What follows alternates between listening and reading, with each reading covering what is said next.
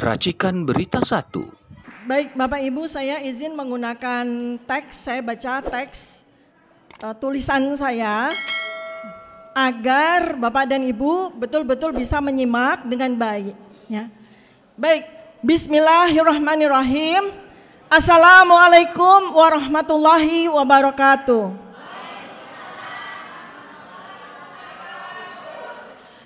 Hari ini tanggal 20 Oktober 2024, Indonesia memiliki presiden baru, Presiden ke-8 Bapak Prabowo Subianto. Selanjutnya saya sebut sebagai Presiden Prabowo. Sosok seorang pemimpin yang sesungguhnya ditunggu sejak 10 tahun yang lalu. Dan kini akhirnya Allah SWT menjadikan Presiden Prabowo sebagai pemimpin bangsa Indonesia dalam 5 tahun ke depan. Mewarnai berbagai drama, strategi, dan keputusan-keputusan politik yang tidak banyak dipahami.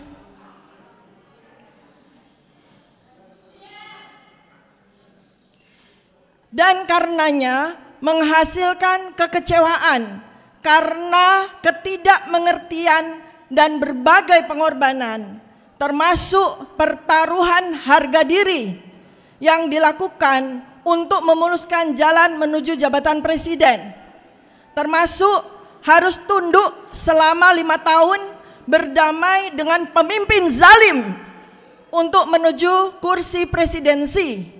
Akhirnya cita-cita Presiden Prabowo terwujud.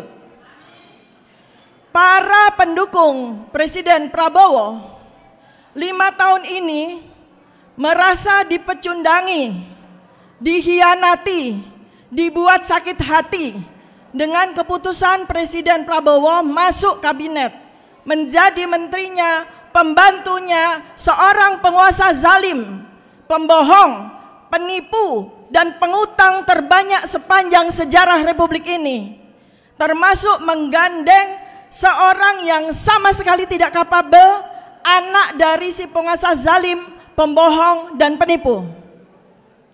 Dalam 8 bulan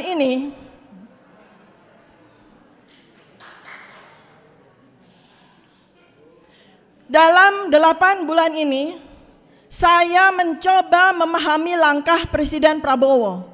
Mengapa harus memilih Gibran sebagai wakil presiden?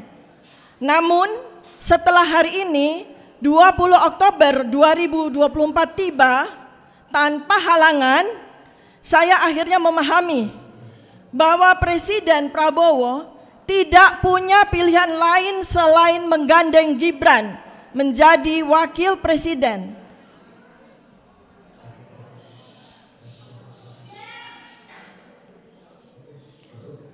Untuk memastikan dukungan penuh si penguasa zalim, mengucurkan dan menggelontorkan dana kampanye dan backup pihak-pihak termasuk lembaga-lembaga terkait dengan pemilihan presiden apabila Presiden Prabowo menjadikan anaknya sebagai wakil presiden. Presiden terdahulu menjadikan anak dari presiden terdahulu sebagai wakil presiden. Ternyata Tuhan Allah SWT memiliki rencananya sendiri. Wa makaru wa makarallah berlaku dalam sebulan ini. Ketika mencuat akun Fufu Fafa yang selama 10 tahun ini dengan sadis, kejam, keji melontarkan berbagai caci maki, hinaan, risakan, bahkan fitnahan kepada Presiden Prabowo. Begitu keji pemilik akun Fufu Fafa ini bahkan menyamakan Presiden Prabowo dengan binatang landak yang menggelinding, menyamakan Presiden Prabowo dengan binatang yang menggemari makanan kroto, makanan binatang. Bahkan kekejian dan caci maki tidak cukup ditujukan kepada Presiden Prabowo saja, tetapi akun Fufu Fafa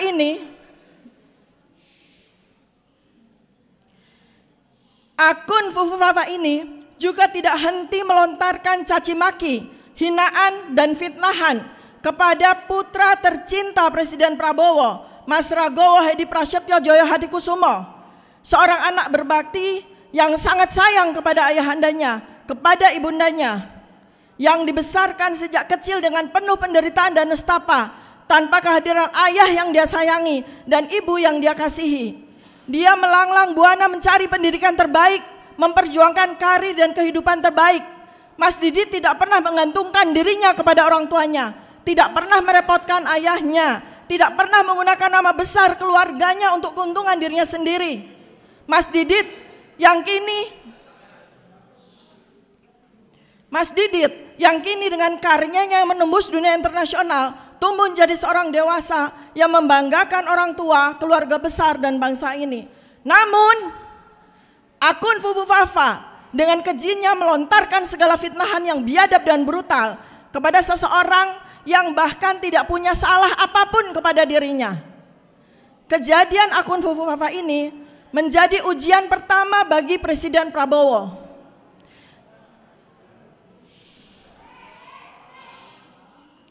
Dengan perangkat berbagai lembaga yang kini berada di bawah komando dan perintah Presiden Prabowo, mudah sekali untuk mengungkap siapa manusia keji yang berada di balik nama akun Fufu Fafa ini.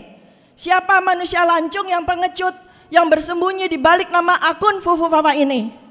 Seluruh rakyat Indonesia sekarang menanti ujian pertama bagi Presiden Prabowo untuk menjaga dan menjunjung martabat, harga diri, kehormatan diri, juga harga diri dan kehormatan keluarga besarnya, termasuk putranya tercinta Mas Didit yang telah dirusak dan dihancurkan nama baiknya oleh akun Fufu Fafa ini.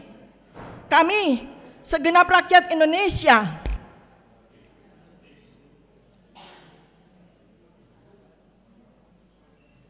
bersetuju dengan apa yang disampaikan Presiden Prabowo pada pertemuan bersama Partai PKB, bahwa caci maki adalah perbuatan tercela, tidak terpuji, bertentangan dengan ajaran agama Islam, bertentangan dengan ajaran agama-agama yang lain.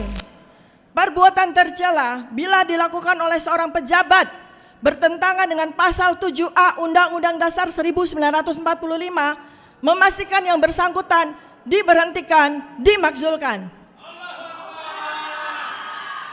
Kami segenap rakyat Indonesia tidak ingin nama baik, marwah, kehormatan Presiden Prabowo sebagai pemimpin bangsa dan negara ini dihancurkan oleh seseorang yang telah melakukan perbuatan yang begitu tercela.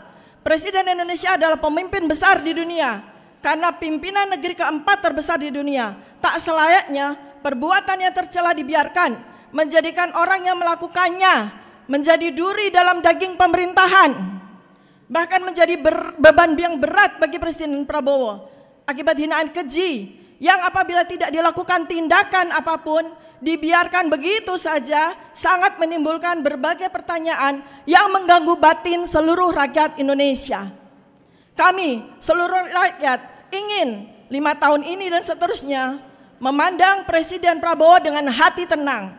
Karena itu, pada kesempatan ini, saya memohon kepada Presiden Prabowo untuk mengusut tuntas akun Fufu Fafa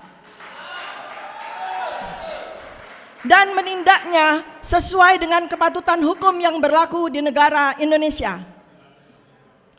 Dalam masa antara tahun 2024 hingga tahun 2029 kepemimpinan Presiden Prabowo, sebagaimana Presiden sampaikan dalam berbagai kesempatan, Indonesia dan dunia menghadapi tantangan yang amat sangat besar, yaitu gejolak geopolitik dunia yang mencapai titik kulminasinya, yaitu Perang Dunia Ketiga.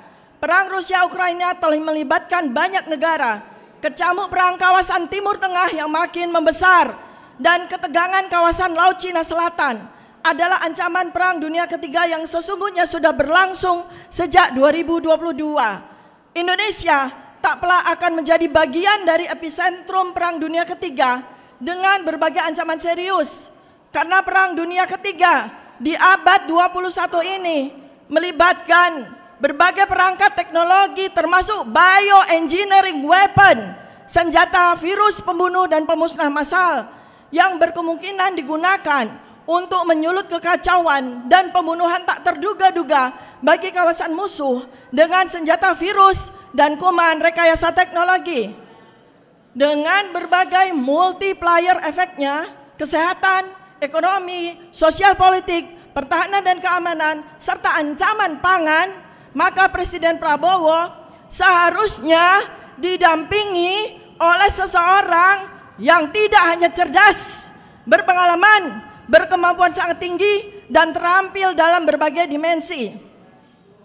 Masa 5 tahun ke depan, segala yang dihadapi bangsa dan negara Indonesia begitu kompleks dan jauh dari sederhana. Maka tidak ada yang kebetulan bahwa pemimpin yang dipilih Allah saat ini adalah Presiden Prabowo. Semoga Presiden Prabowo menjadi antitesis dari pemimpin zalim sebelumnya. Betul-betul menggunakan tugas dari Allah dan amanah dari rakyat dengan sebaik-baiknya, bukan menggunakan jabatan untuk memperkaya diri, keluarga, dan kroni-kroninya sebagaimana yang dilakukan oleh pemimpin sebelumnya. Tetapi beliau betul-betul menjadi pemimpin yang dapat dipercaya, amanah, fatonah, tablik, dan mampu membawa bangsa Indonesia menuju negara yang berketuhanan, adil, makmur, bersatu, dan hikmah dan kebijaksanaan, dan menjadi negara yang baldatun thayyibatun warobun ghafur. Amin, Allahumma amin. Sekian, terima kasih. Billahi taufiq wal hidayah. Wassalamualaikum warahmatullahi wabarakatuh.